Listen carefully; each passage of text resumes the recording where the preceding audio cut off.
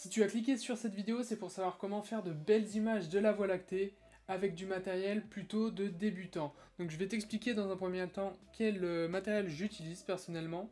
Donc tu vois qu'il va pas falloir grand chose.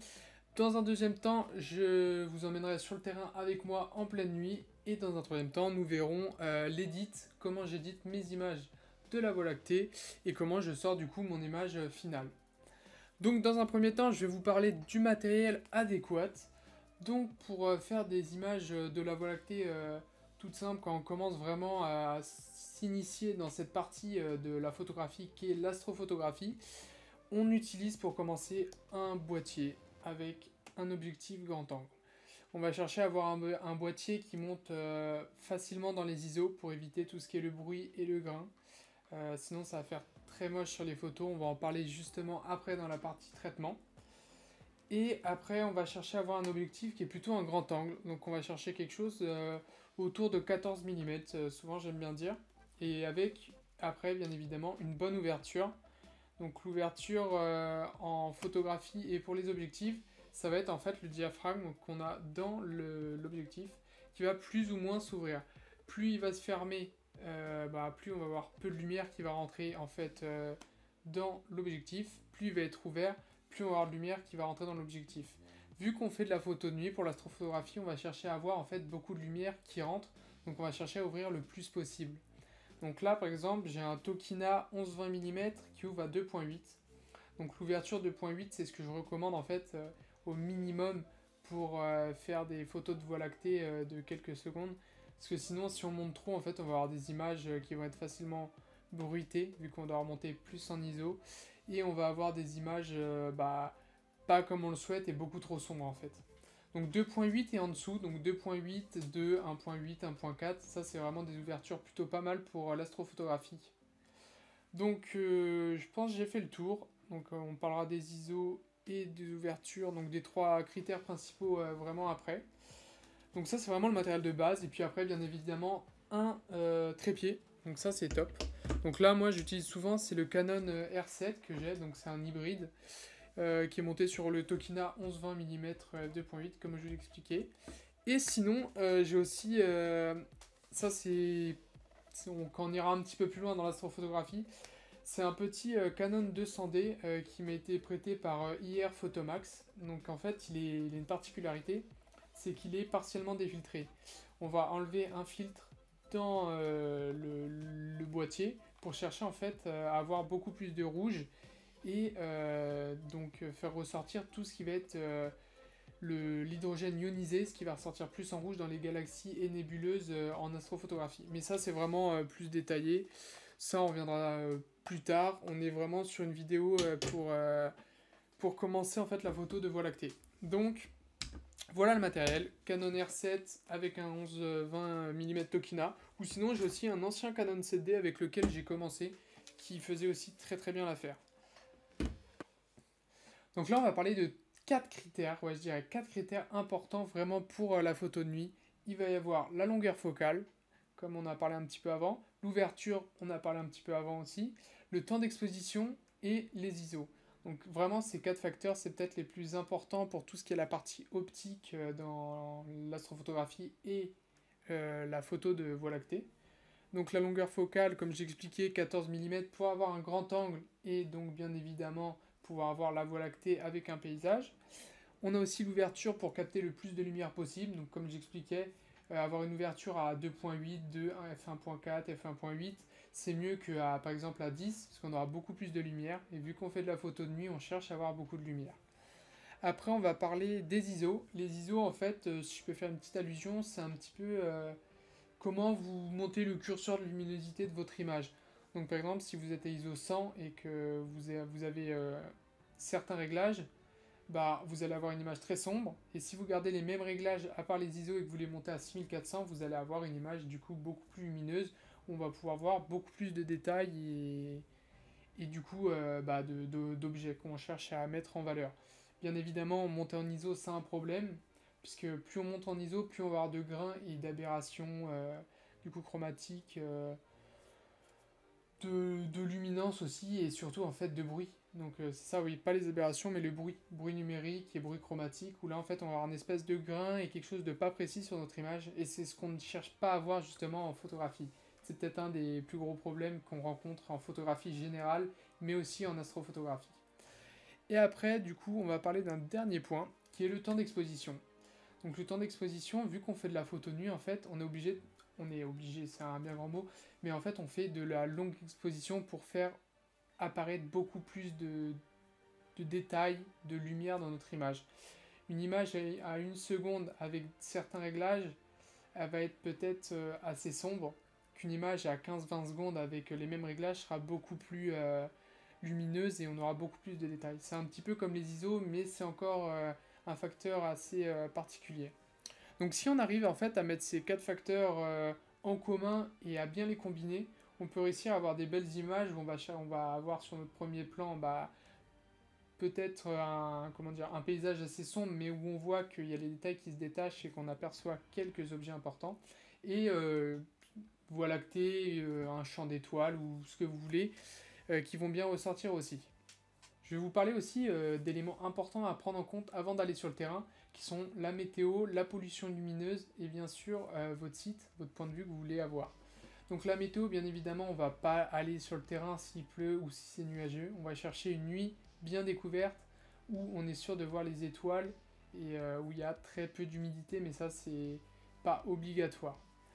Après, je vais vous parler aussi de la pollution lumineuse, qui est un des facteurs très importants en astrophotographie et un gros problème qu'on rencontre aussi.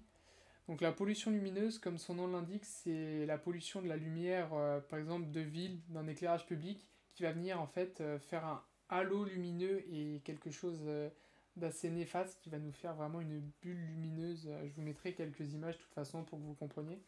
Et c'est ce qu'on cherche à éviter, parce que du coup à l'horizon, en fait, au lieu d'avoir une image bien propre avec notre premier plan, l'horizon où on a vraiment les étoiles qui commencent à se détacher, on va avoir à l'horizon en fait des voiles, des dômes et des halos lumineux pétants, en fait des villes aux alentours avec les éclairages publics.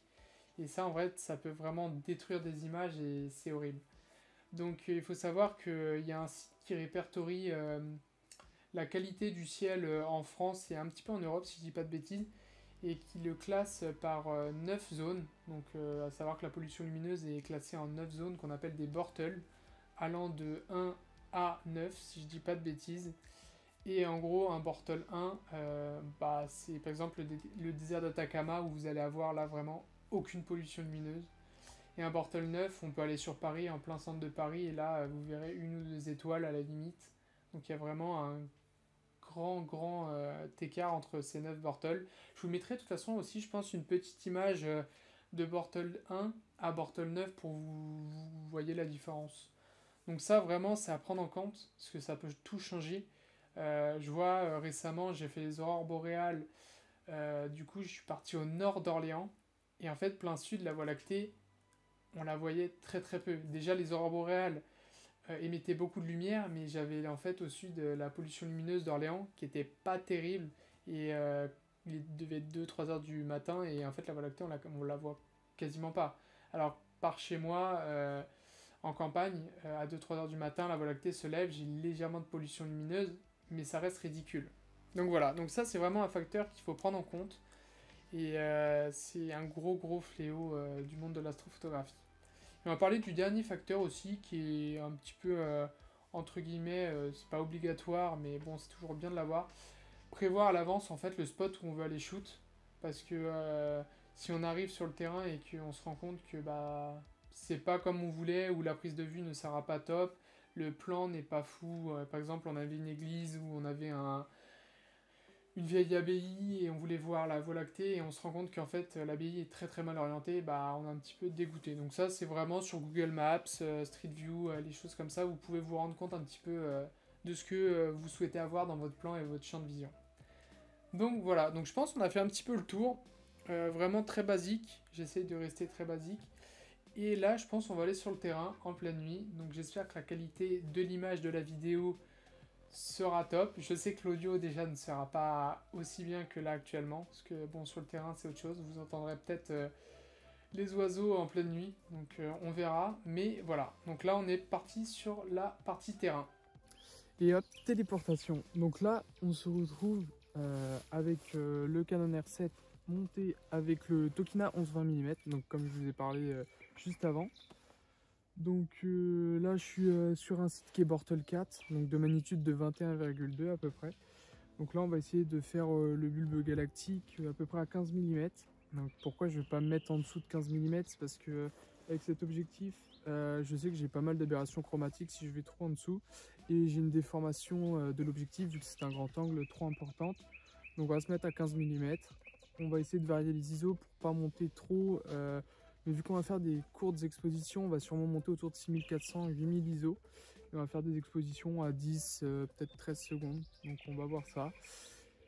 Donc monter sur le trépied, sans monture bien évidemment du coup. Vu qu'on va juste faire quelques pauses qu'on empilera ensuite sur des logiciels précis. Et du coup je vais rapprocher la caméra pour qu'on puisse voir correctement et je vais tout vous montrer en détail. Du coup pour la mise au point, bon là j'ai déjà fait les réglages vite fait. Pour la mise au point en fait, ce qu'on va faire, on va viser une étoile assez lumineuse dans le ciel. Et du coup on va se mettre en live view. Donc en gros on va essayer de mettre en direct. Moi c'est les boutons info, mais sinon ça se trouve aussi en haut. Hop. Normalement, vous pouvez avoir des boutons par ici. Moi, c'est juste à faire info et puis j'ai plusieurs menus. Donc là, je sais pas si on va bien voir à la caméra, mais je me suis mis sur une étoile à peu près au centre. Et du coup, on voit mon écran. Je vais mettre tout l'écran. Hop, voilà, comme ça. Et là, on va zoomer en x5, puis en x10. On va se remettre au milieu pour aller, voilà, chercher mon étoile. Moi, du coup, qui fait un pâté. Tac. Et en fait, on va venir se mettre aussi à 20 mm. Voilà. Pour avoir la plus grande longueur focale possible. Et avec la bague du haut, on va venir adapter bien évidemment la mise au point pour avoir l'étoile la plus petite possible et la plus brillante. Donc là, ça peut... C'est l'appréciation de chacun. Voilà, là je pense... Là je pense qu'on est pas mal. Donc du coup là je pense que je suis content. On voit l'étoile là quand même qui a l'air assez petite et assez brillante. Donc je vais me remettre à 15 mm. Donc la longueur focale à laquelle je vais me mettre. Et je vais me remettre sur mes réglages et puis on se retrouve pour les prises de vue. Hop. Ah, il faut que j'enlève le x10. Hop, on se remet. Voilà. Hop, tac. Et voilà. Donc là, on se retrouve pour la prise de vue.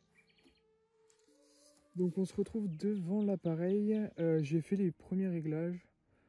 Donc la vitesse d'obturation à 10-13 secondes. Là, je me suis mis à 13. Donc on verra bien ce que ça va donner.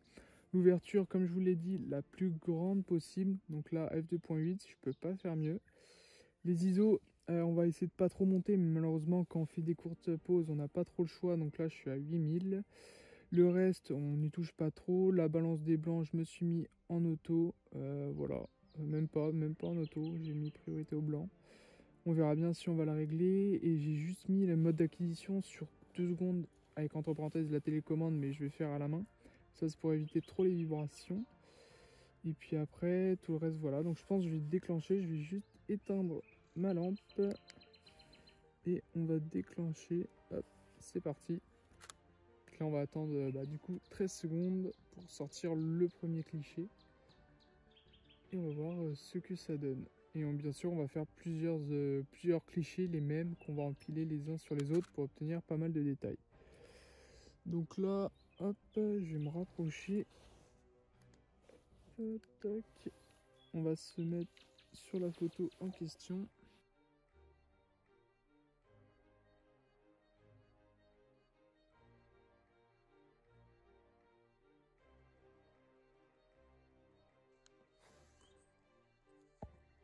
Donc là, on voit pas terrible sur la caméra, mais on voit qui part dans le haut, en haut à gauche, la Voie lactée. Donc premier plan, bon, j'ai pas grand chose, j'ai que de la forêt.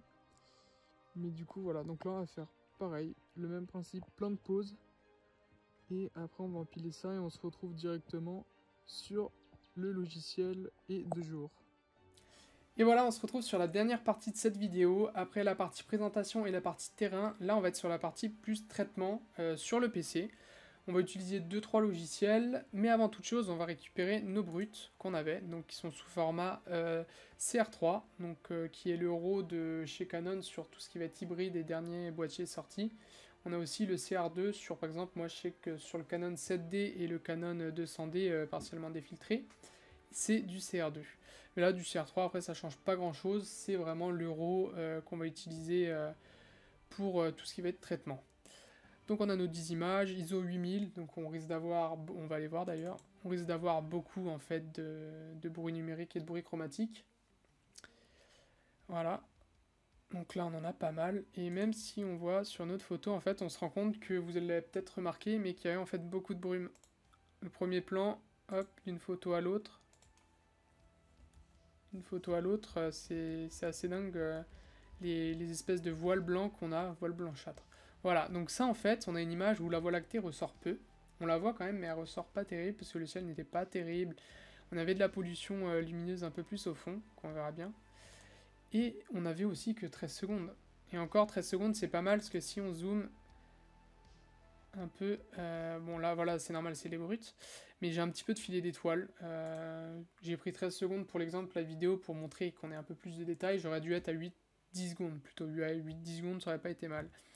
L'ouverture à 2.8, donc comme je vous ai expliqué, la plus lumineuse possible. Et puis voilà. Donc là, on a nos 10 images. On va aller sur Lightroom. Donc bien sûr, si vous n'avez pas Lightroom et puis même Photoshop, il y a d'autres logiciels qui remplacent un petit peu ça. Il me semble qu'il y a Darktable qui peut prendre les RAW et vous faire les traitements. Et il y a d'autres petits logiciels qui sont pas mal aussi.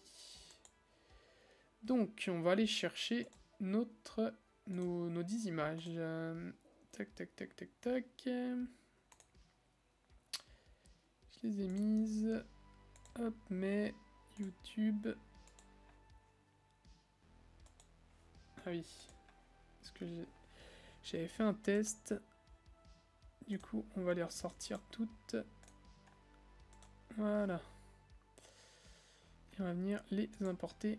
On va les avoir correctement cette fois-ci. Et voilà, on a nos 10. Donc, on a nos 10 images. Qu'est-ce qu'on va faire? En fait, là, on veut juste une petite transformation de RAW à TIFF parce que le logiciel qu'on va utiliser, qui est du coup Sequator, qui est gratuit pour Windows et même pour Mac, mais Mac je pense pas qu'il existe, ça doit être d'autres logiciels qui remplacent, Deep Sky Stacker marche bien aussi il me semble, mais du coup moi j'utilise Sequator. Qu'est-ce que je disais? Oui voilà, on va remplacer le CR2 par du TIFF, parce qu'en fait Sequator prend vraiment toutes les aberrations, tous les détails et trop de luminosité quand il prend les RAW. Donc là on va juste faire un petit truc aussi, on va enlever un petit peu de bruit de couleur, donc le bruit chromatique, pour éviter qu'il s'empile pendant l'empilement qui vienne s'exagérer quoi. Dans Profil, je vais pas faire la correction de l'objectif, parce que en fait, dans Sequator, après, il me fait une correction auto, et si je mets la correction, ça me défonce un petit peu tout. Et on va juste venir retirer l'aberration chromatique qu'on voit, par exemple, autour de cette étoile. On a du bleu, donc on va venir, moi je descends souvent à 18, 19, 20 et je me mets à 2 et là hop magie, on en a plus. Donc ça, quand ça va s'empiler, ça va pas, on va pas en avoir encore plus. Donc voilà, il y avait juste à faire ça sur cette image. On va toutes les sélectionner les 10 avec un CTRL A et on va faire synchroniser paramètres. Donc synchroniser paramètres, moi j'ai tout sélectionné, ça marche bien. J'utilise ça, voilà. Donc là, voilà, c'est bon, on a synchronisé tous nos paramètres sur les 10 photos, et maintenant on va les exporter. Hop, on va sélectionner un dossier, on va venir les chercher là, et là on va faire nouveau dossier, on va mettre traité, RAW, brut, RAW, n'importe. Voilà, exporter sous format TIFF, hein, bien évidemment, ce qu'on cherche à avoir. Et on va se retrouver maintenant sur le logiciel Sequator qui va nous permettre d'empiler et donc d'avoir plus de détails, perdre en bruit numérique et chromatique.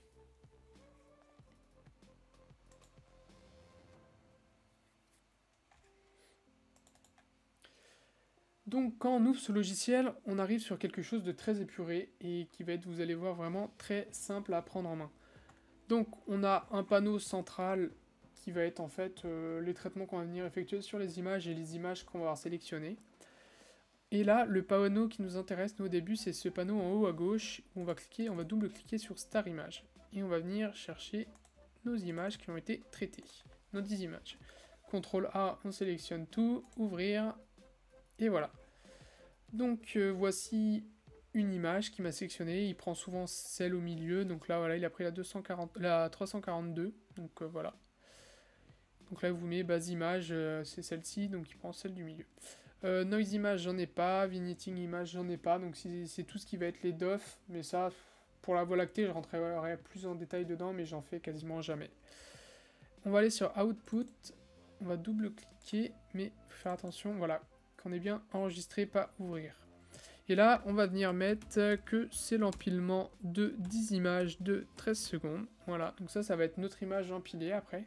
Donc il va nous faire 2 minutes 10 total. Donc voilà, c'est plutôt pas mal. Donc là, oui, petit disclaimer, attention, c'est bien sûr pas la photo finale, vous n'allez pas la voir, je vais pas la mettre sur mon feed Insta ou la montrer, parce que avec une monture équatoriale, on arrive à avoir beaucoup plus de détails, on fait des poses encore plus longues, sans avoir du coup de filet d'étoiles, et du coup, c'est vraiment le game changer pour passer de amateur débutant à un peu plus confirmé, entre guillemets. Donc là, l'image finale va être sympa pour débuter, mais pas exceptionnelle. Alors, tac, voilà. Donc là, ce panneau-là, c'est bon, s'en fiche. Maintenant, on a fait le principal. On va partir sur ce panneau qui est plutôt au milieu, en bas à gauche. Donc, composition, ça va être un petit peu le stacking, comment vous allez vouloir l'avoir. Donc alignement des étoiles, donc ça tout simplement il va aligner les étoiles entre elles, ou trails, ça va être pour faire tout ce qui va être les circumpolaires, donc ça va être un premier plan avec en fait les étoiles qui filent, qui est assez artistique et assez sympa à faire en hiver. Donc là bien sûr on va pas prendre ça, on va juste prendre accumulation toute simple, vous sélectionnez les meilleurs pixels, mais moi je prends souvent accumulation, ça marche bien aussi. Et nous ce qui nous intéresse en fait dans cette partie, ça va être le freeze ground, qui va venir en fait nous, comme son nom l'indique, geler le premier plan. Et là, en fait, quand on va empiler, normalement si on empile, on va avoir notre premier plan qui va bouger, vu que la Voie lactée bouge pendant les 3 minutes de prise des 10 images. Sauf que là, il va venir nous faire juste un empilement de la Voie lactée et un empilement du premier plan.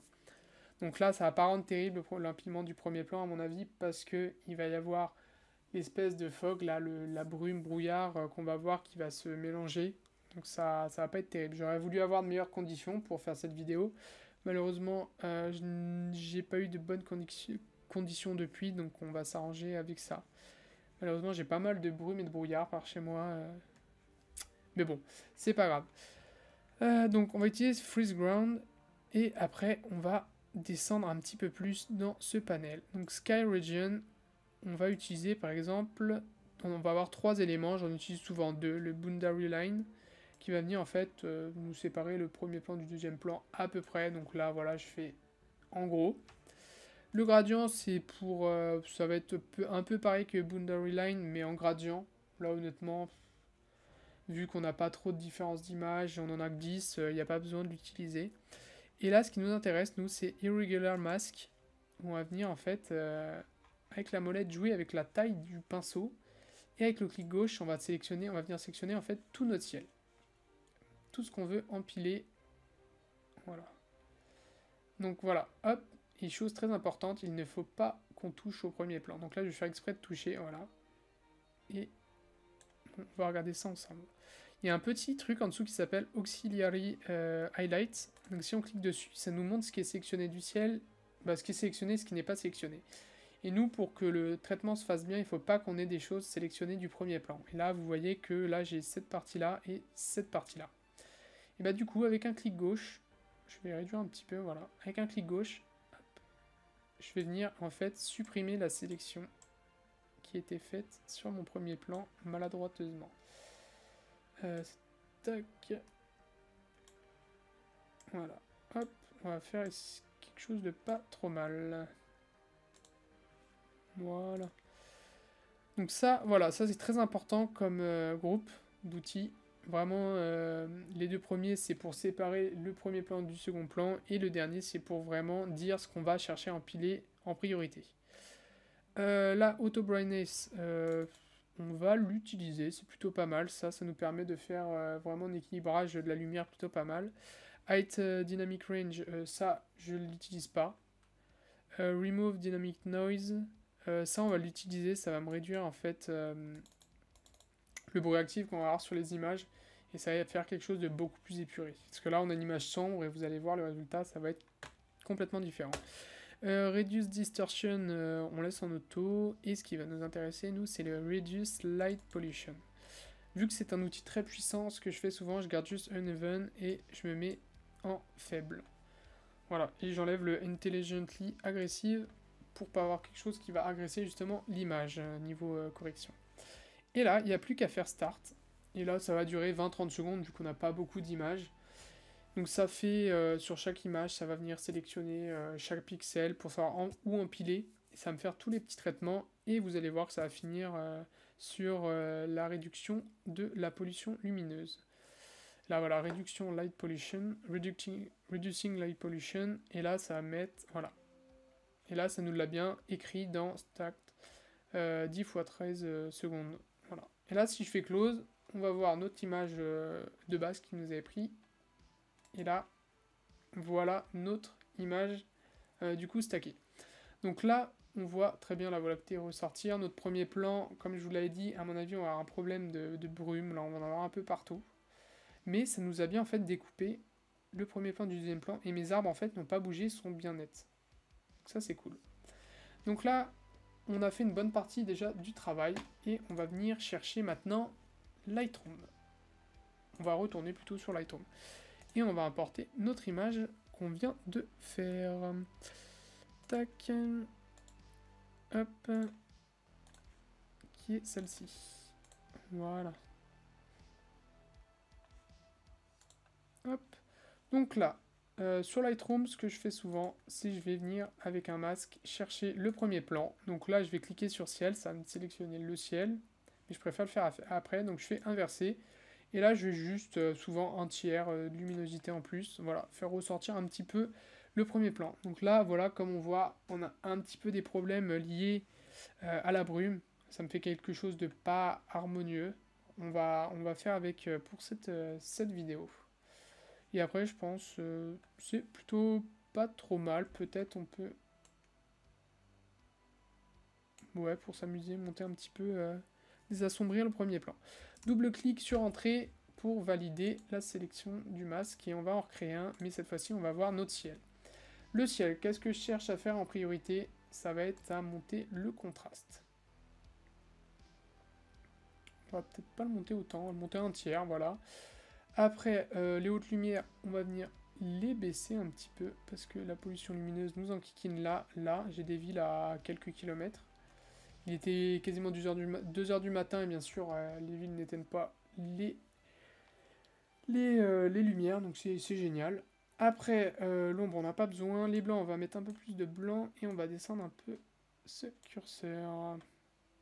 Voilà, on n'a pas l'air d'être mal là. On va voir aussi la balance des blancs. Donc là je fais double... Non, on va mettre un peu de clarté. Voilà. Mais entre 15 et 18, souvent entre 15 et 20, voilà. Et là, on n'est pas trop mal. On peut même monter un petit peu la correction du voile. Ça ira très bien. Hop, voilà. Après, sur l'aspect général, la balance des blancs n'avait pas l'air mal. Ce que je fais pour savoir, c'est très barbare, mais ça marche. Vibrance, saturation au max. Et on va venir en fait jouer avec ça. Là, je trouve elle est un peu chaude, l'image. Voilà, on va descendre un peu. Et elle est un peu verte, on va mettre un peu plus de magenta. Voilà, là on n'est pas trop mal. Souvent j'essaie de faire une limite sur le bulbe. Après ça c'est l'appréciation de chacun. Mais moi ça marche pas trop mal. Et on vient remettre vibrance saturation. Comme on était de base, on peut mettre un peu plus de... pour l'image. Voilà. Ok, donc là on n'est pas trop mal. Et on va faire un dernier masque. Sur... Bon, peut-être l'avant-dernier. On va chercher en fait toute la Voie lactée. On va venir éditer un petit peu. Un peu de contraste pour la faire ressortir. Pas trop pour pas avoir quelque chose de bien noir au fond. Sur le haut. Les blancs, on va les faire péter un peu plus, pas trop. Et on va descendre ça un petit peu, voilà, pour la faire ressortir. Et on va jouer un petit peu avec la clarté. Voilà. Double clic et on va faire un dernier petit masque, ce que j'aime bien faire aussi. pinceau. C'est le bulbe galactique qui souvent ressort pas comme on le voudrait. Donc un peu plus de contraste. Voilà. Olé. Et un peu plus de clarté. Voilà. Et là, on a quelque chose de pas trop mal. Je trouve peut-être un peu bleu. On peut remonter un peu. Ouais, là, c'était... On va peut-être se mettre juste à -1.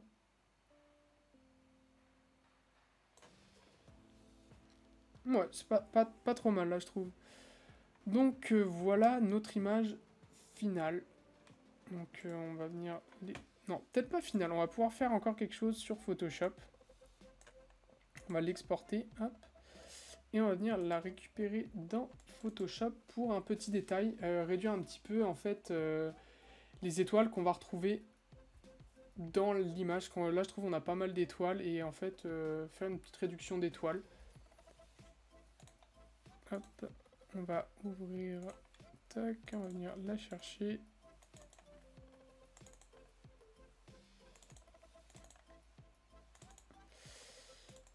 Hop, voilà. Ah si, je voulais mettre un peu plus de luminosité aussi, parce que je trouve qu'elle est assez sombre l'image. Donc voilà l'image, on va peut-être juste faire filtre, caméra raw. On va mettre un peu plus. Voilà, et peut-être un peu de contraste du coup, par la même occasion. Voilà, et je voulais faire autre chose aussi sur caméra raw. Oui, on va peut-être mettre un peu plus de luminance là. On va faire une réduction du bruit comme ça. Ok, et là, les filtres, c'est ça qui est important. Ça va être dans toc toc toc, bruit anti-poussière. Et bah, les réglages qui étaient faits n'ont pas l'air mal. On peut même mettre. Bon, allez, soyons fous. Ça fait quoi si je fais ça? Voilà, ça m'en a peut-être enlevé de trop. Filtre, bruit, anti-poussière. Voilà. Et voilà, donc là on a fait une petite réduction d'étoiles, c'est vraiment très basique, mais voilà, ça marche comme ça. Donc voilà l'image finale, qui est, comme je le disais, c'est vraiment très basique, mais on arrive quand même à passer d'une image qui ressemble à ça, voilà, à une image qui est un peu plus propre et qui ressemble quand même à ça, où on voit bien plus la Voie lactée se détacher du ciel. Donc après, on peut avoir d'autres logiciels qui permettent de faire plein d'autres choses. Comme je pense à Cyril, si on rajoute en fait un logiciel, un petit plugin dessus qui s'appelle StarNet, on va pouvoir faire en fait des images starless. Et là en fait, après l'empilement, on va sur Cyril, on fait une image starless. Et là en fait, on traite juste toute la nébulosité, donc l'image sans les étoiles. Et après, on vient remettre les étoiles et faire un petit traitement des étoiles par derrière. Et ça fait quelque chose de plus harmonieux. Après, comme je l'expliquais, là, c'est vraiment une vidéo qui s'adresse au grand public, à ceux qui souhaitent débuter dans le domaine de l'astrophotographie en faisant leur première photo de Voie lactée. Donc avec, comme je le disais, un trépied, un appareil et un objectif à un minimum adéquat avec le nocturne. Donc ça reste très basique, très simple. J'ai commencé comme ça. C'est top pour commencer. Et après, si vraiment on veut évoluer petit à petit, donc déjà on investit dans du matériel un peu plus adapté. Et puis tout ce qui va être monture de suivi, vraiment pour faire là de la Voie lactée par exemple à 20-30 mm avec notre Voie lactée et puis faire un premier plan à part, ça peut être top et avoir des bons rendus quoi. Et après, par contre, pour faire du panorama, moi, c'est ce que je fais. Je me mets à 10 secondes avec le matériel, là, comme je vous ai expliqué. Mais vu que c'est du panorama, on voit moins les gros détails et tout ce qui va être les gros problèmes qu'on a sur les images. Donc, ça reste quand même assez propre. Donc, voilà. Voilà l'image finale. J'espère que la vidéo vous aura plu. J'ai essayé de bien compartimenter la vidéo en 3 parties. Avec la première partie global où j'explique la démarche un petit peu, le matériel à avoir et toutes les précautions à prendre. La deuxième partie qui est sur le terrain, j'espère que le rendu sera pas trop mal pour vous, parce que je suis pas encore équipé correctement pour faire la vidéo de nuit. Et la dernière partie, du coup, traitement, qui nous permet de passer une image brute à une image empilée à une image finale. Donc voilà, on a fait le tour de cette vidéo qui va être un petit peu longue, je pense qu'il va durer facilement 40-50 minutes. C'est long, mais c'est un petit peu un tuto comment faire la Voie lactée quand on commence. Donc voilà, j'espère que vous serez resté jusqu'au bout dans un premier temps et que la vidéo vous aura plu. N'hésitez pas à me le dire dans les commentaires et pour ceux qui découvrent la chaîne, n'hésitez pas à vous abonner juste là.